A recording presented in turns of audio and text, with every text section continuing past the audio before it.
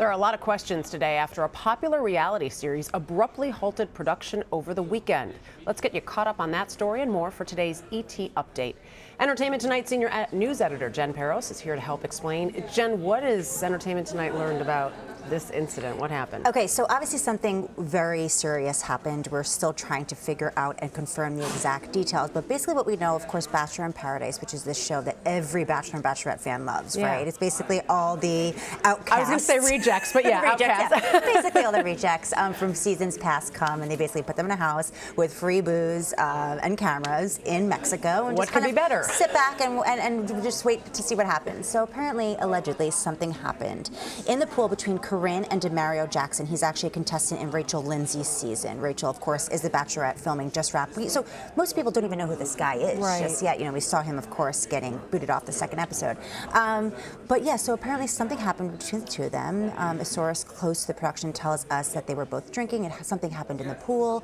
And another person, a third person there, allegedly saw something that made them feel very uncomfortable, and they shut down production. I mean, I'm not too sure how much you know exactly about these shows, but for them to actually fly down, 50 people down to Mexico, put them up there for 3 weeks, and for them to just pull the plug and send everybody home, it had to have been very, very serious. So we're still trying to confirm exactly what had happened.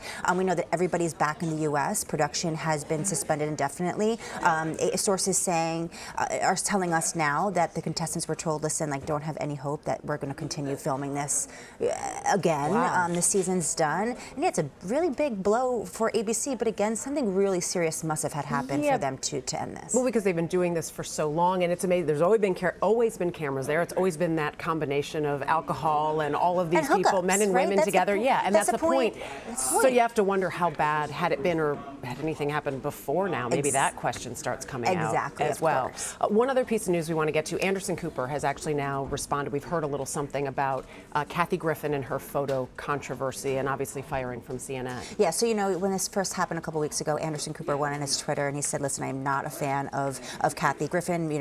What she did to the president was absolutely disgusting. Of course, CNN dropped her from her coverage of New Year's Eve with her friend Anderson Cooper. And he actually over the weekend spoke at an event and said, listen, my thoughts on what Kathy did professionally are different from my personal thoughts. She's a friend. I never want to wish anything bad to happen to anybody professionally or personally, especially to my friend.